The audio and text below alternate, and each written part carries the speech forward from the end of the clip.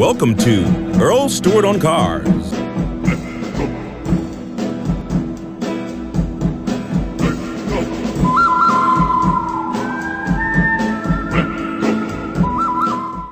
When you're mistreated by a car dealer, I always recommend that before you go to agencies, that you start within the dealership. Now, oftentimes the owner of a dealership or the general manager doesn't really know what's going on. He should, but he doesn't. He's not down there in the trenches.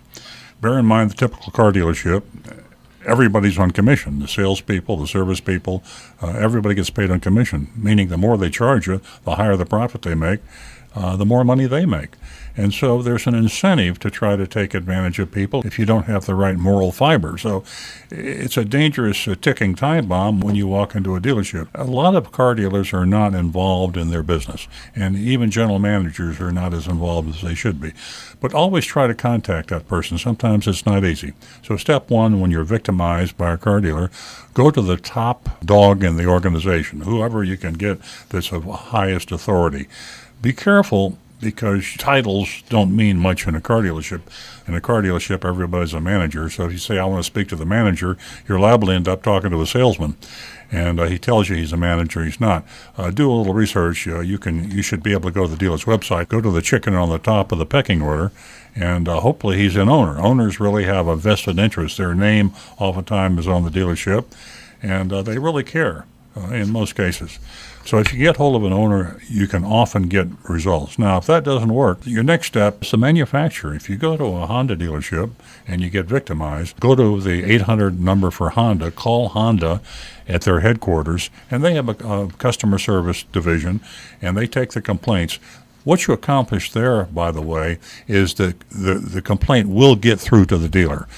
The manufacturers, when they send a message to a dealer, owner, a general manager, the person authority, they will read that.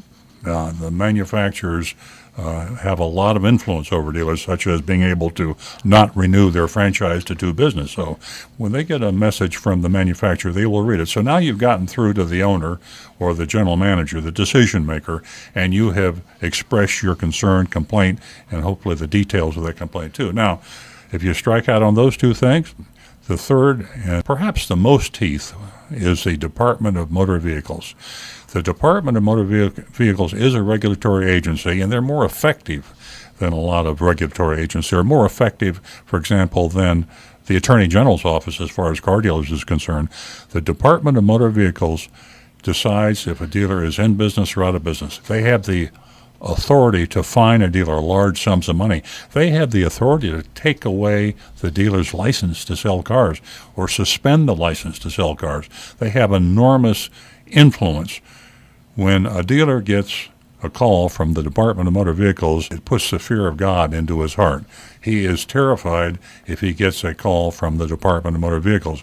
So you go to the Department of Motor Vehicles, they have complaint forms. You fill it out, and then the complaint goes to the dealer. There are Department of Motor Vehicles in all local communities. We had a young man that was victimized by a used car dealer. We started out with the owner. The owner wouldn't pay any attention to him, and then he went to the Department of Motor Vehicles. He filled out a complaint form, and he called the dealer, and they said, don't send the complaint form, we'll take care of you. So it's the implied threat. The Department of Motor Vehicles, they do move quickly, which is really a surprise for a government bureaucratic institution. The next thing is to call an attorney. Don't worry so much about how much it's going to cost you for an attorney, because if you have a valid complaint, an attorney will listen to you, and he will likely go after the dealer under something called the Unfair and Deceptive Trade Practices Act.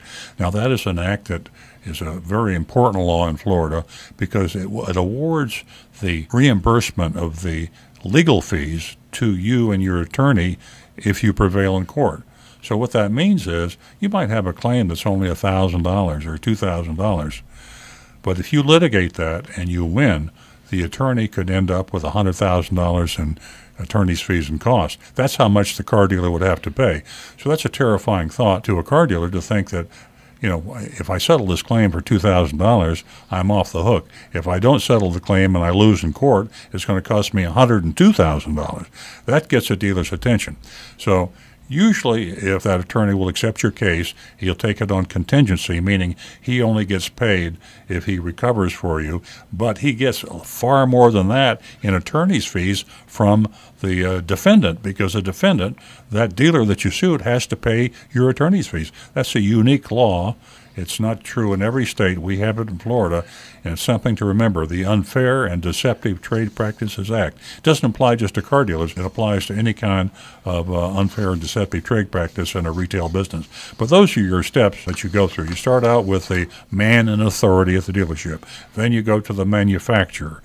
Then you go to the Department of Motor Vehicles, and finally you go to the attorney, and be sure that he will do it for you on a contingency basis, and if he won't, then he doesn't have confidence in your case, and you might want to consider dropping it yourself.